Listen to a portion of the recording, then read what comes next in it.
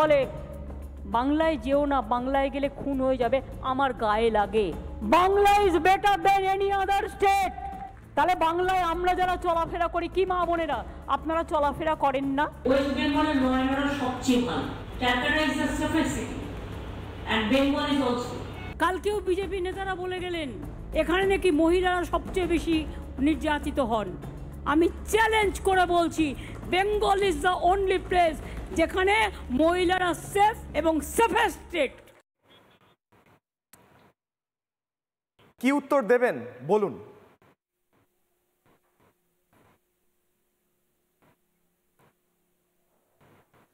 আমি এটাই বলবো যে আমার মেয়ে একজন ওনারই কর্মচারী ছিল, সরকারি কর্মচারী ছিল। সে তার কাজের জায়গায় সুরক্ষিত নয় বলে ধর্ষিত হয়েছে, খুন হয়েছে। এই উদাহরণের পরে আমার মনে হয় না আর কিছু দিতে হয়। পৃথিবীর ইতিহাসে হয়তো এটা নেই যে কোনো মহিলা, কোনো ডক্টর মহিলা তার কাজের জায়গায় খুন হয়েছে, ধর্ষিতা হয়েছে। কদিন আগে আমাদের সিনিয়র এডিটর স্বর্ণালী সরকার আপনার বাড়িতে গেছিলেন, অভয়ের অনেকগুলি জিনিস পড়েছিল এদিক সেদিক। আজকে হয়তো আবার কিছুদিন পর আমাদের এই সুতন্দ্রার বাড়ি যেতে হবে, সেখানে এদিক সেদিক জিনিস পড়ে থাকবে। এটা একটা দৈনন্দিন ঘটনা করে দেওয়া এই রাজ্যের প্রশাসক, মুখ্যমন্ত্রী তথা পুলিশ মন্ত্রী। আপনি কি মনে করছেন মহিলা মুখ্যমন্ত্রী যিনি, তিনি পুলিশ মন্ত্রী এবং মুখ্যমন্ত্রীর চেয়ারে বসে আজ ব্যর্থ হয়েছেন? আপনি কি মনে করছেন বলুন মা।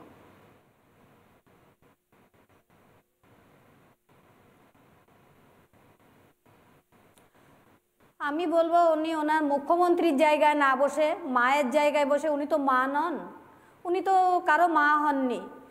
আমাদের মতো মায়ের জায়গায় বসে এই জায়গাটা একটু দেখতে বলবো যে কতটা যন্ত্রণা নিয়ে যে আমাদের দিন কাটে সেটা উনি বুঝতে পারেন না।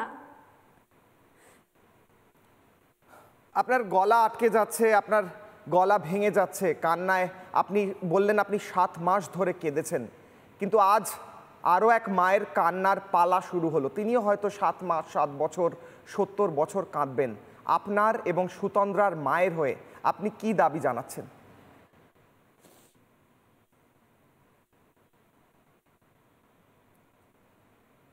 আমরা ন্যায় বিচারের দাবি জানাবো।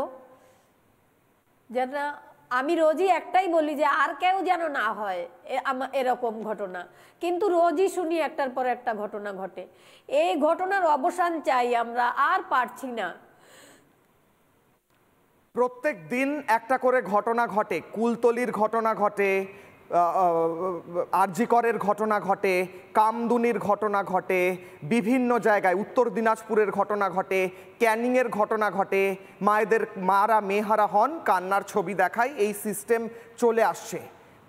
অনেক প্রতিবাদ হয়েছিল মা, আপনিও রাস্তায় নেমেছিলেন, গোটা বাংলা রাস্তায় নেমেছিল।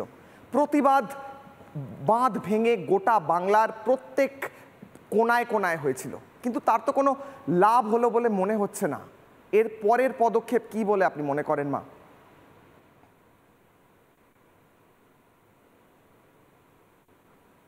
আমরা লড়াই করবই, কারণ আমি আমার মেয়ের যখন ওই রক্তাক্ত মুখটা দেখেছিলাম, আমি 2 সেকেন্ডের বেশি ওর দিকে তাকিয়ে থাকতে পারিনি।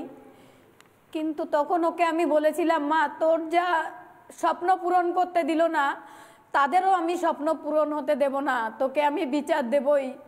তাই যতদিন আমি বেঁচে থাকব ততদিন তার ন্যায় বিচারের জন্য লড়াই চালিয়ে যাব। এবং আমার মেয়েকে যারা সেই 9 আগস্ট ঘরের মেয়ে ভেবেছিলেন, তারাও হয়তো আমার পাশে থাকবেন। আমি আবেদন জানাবো তাদের পাশে থাকার জন্য। আপনি বলছেন আবার নতুন করে রাস্তায় নামার সময় এসেছে, আবার নতুন করে দ্রোহের সময়, বিদ্রোহের সময় এসেছে, আবার নতুন করে চিৎকার করে বলার সময় এসেছে যে আর না, অনেক হয়েছে, তাই বলছেন আপনি?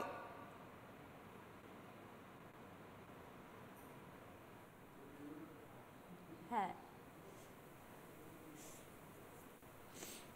আর কত মা তার সন্তান হারালে আমাদের মাননীয় মুখ্যমন্ত্রী, তিনি তো একজন মহিলা মুখ্যমন্ত্রী, তার কানে যাবে?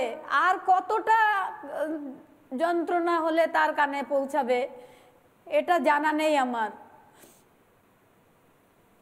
মহিলা মুখ্যমন্ত্রী মমতা বন্দ্যোপাধ্যায়, হাইওয়ে, আপনি সঙ্গে থাকুন মা, আমি আরও একটা বক্তব্য শোনাবো। হাইওয়ের পেট্রোল এগুলো নিয়ে আমরা প্রশ্ন করছি, পুলিশ ভ্যান নিয়ে, ওয়াচ টাওয়ার নিয়ে। মুখ্যমন্ত্রী কিন্তু সভায় দাঁড়িয়ে এইসবের বিষয় বলেছিলেন, বলে তারপর কি হলো দেখব। মুখ্যমন্ত্রীর একটি বক্তব্য শোনাবো। কিছুদিন আগে তিনি ভিজিলেন্স অর্থাৎ কেরম নজরদারি চলছে কেমন সেই নিয়ে বক্তব্য রেখেছিলেন। শোনাবো, ফিরছি ফের আলোচনায়, শুনুন। যতটা সম্ভব পুলিশকে আরেকটু ভিজিল হতে হবে, মোবিলিটি বাড়াতে হবে। দরকার হলে মোবাইল ভ্যান বেশি করে বাড়িয়ে দাও। আগে পুলিশ 3-4 বার রাস্তায় টহল দিত, ইদানিং একটু দেখা গেছে ক্রাইম যারা করে cyber crime is a dangerous crime. তুমি মোবাইল দিয়ে ঘুরলে হবে না, তোমাকে স্পন্টেনাস বুদ্ধিটাকে কাজে লাগাতে হবে। আজকালকার দিনে অ্যাক্সিডেন্টটাও বেড়ে গেছে, সেই জন্য সঠিক পদক্ষেপ নেওয়ার প্রয়োজন আছে। সেফ ড্রাইভ সেভ লাইফটা ভালো করে করতে হবে এবং ওই গলির কর্নারগুলোতে ওয়াচ টাওয়ার লাগাও। দরকার হলে এমপিদের বলো, এমএলএদের বলো, এমপি ল্যাডের টাকা দেবে, এমএলএ ল্যাডের টাকা দেবে, তাদেরও তো একটা সামাজিক কন্ট্রিবিউশনের ব্যাপার আছে। মুখ্যমন্ত্রী ওয়াচ টাওয়ার, অ্যাক্সিডেন্ট, গোটা হাইওয়ে জুড়ে মোবাইল ভ্যান সব কিছু বললেন, শুধু মুখে বললেন, শুধু জিভে রয়ে গেল। জিভের বাইরে বেরিয়ে অ্যাকচুয়ালি ইমপ্লিমেন্ট অর্থাৎ জিনিসগুলো তৈরি হলো কি, হলে কি হতো আর কি হতো না, হলে সুতন্দ্রার মাকে কাঁদতে হতো না। অভয়ের মা, আপনি সঙ্গে থাকুন, সুতন্দ্রার মায়ের বক্তব্য শুনিয়ে আমি আপনার কাছে আবার আসছি। সুতন্দ্রার মা কি বলছেন শুনুন।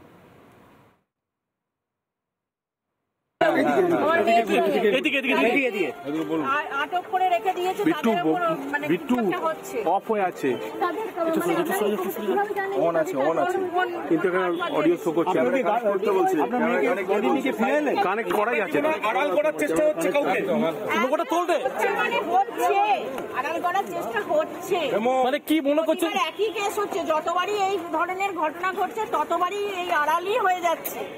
পুলিশ কেন আটক করেছে মানে বলছে ওদেরকে নিয়ে তুই ফোনটা আবার কথা হয়েছে যারা না না না আমি এখন এসেছি। আপনারা কতদূর পর্যন্ত গিয়েছিলেন গাড়ি নিয়ে, তারপর কি খবর পেলেন? কানেক্ট করাই যাচ্ছে না, আড়াল করার চেষ্টা হচ্ছে, কাউকে লোকটা তুলতে মানে হচ্ছে, আড়াল করার চেষ্টা হচ্ছে।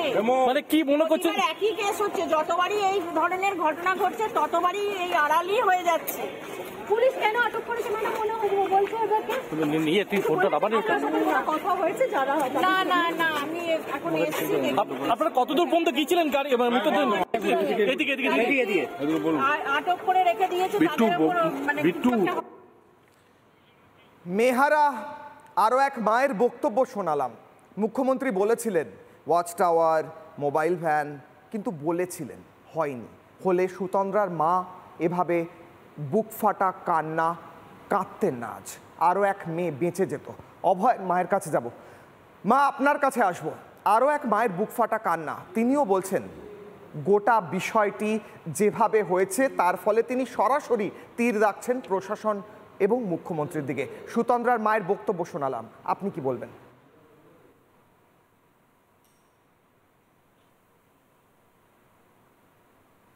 আমিও তো তীর মুখ্যমন্ত্রীর দিকেই রেখেছি, কারণ মুখ্যমন্ত্রী আমাদের পুলিশ মন্ত্রী, মুখ্যমন্ত্রী আমাদের স্বাস্থ্যমন্ত্রী। আমার মেয়ে স্বাস্থ্য দপ্তরের কর্মচারী ছিল, ওনার কর্মচারীই ছিল। ওখানে সুরক্ষা দিলে আমার মেয়ে তার ডিউটিরত অবস্থায় চলে যেত না। পুলিশ মন্ত্রী হিসাবে উনি যে ব্যর্থ, পুলিশ বিনীত গোয়েল সিপি এসিপি প্রেজেন্সে এই সমস্ত তথ্য প্রমাণ লোপাট হয়েছে এবং উনি সেদিন নাকি আমাদের মাননীয় মুখ্যমন্ত্রী রাত 2টো অবধি আমাদের সিপি যে বিনীত গোয়েল তার সঙ্গে কথা বলেছিলেন এবং আমার মেয়েকে যে দ্রুত মানে স্কট করিয়ে গ্রিন করিডর করে তার দেহকে বাড়ি নিয়ে আসা হয়েছিল। আমরা তখন টালা থানায় বসেছিলাম তার সেকেন্ড পোস্টমর্টম চেয়ে। এগুলো মুখ্যমন্ত্রীর নির্দেশেই হয়েছিল এবং উনি তো সেটা স্বীকারও করেছেন। মা আপনি আমাদের সঙ্গে থাকুন। নানা ধরনের কন্টেন্ট দেখার জন্য লাইক করুন, শেয়ার করুন আমাদের ফেসবুক পেজ, সাবস্ক্রাইব করুন আমাদের ইউটিউব চ্যানেল। পাশাপাশি অন্যান্য ব্রেকিং নিউজের জন্য অবশ্যই চোখ রাখুন রিপাবলিক বাংলায়।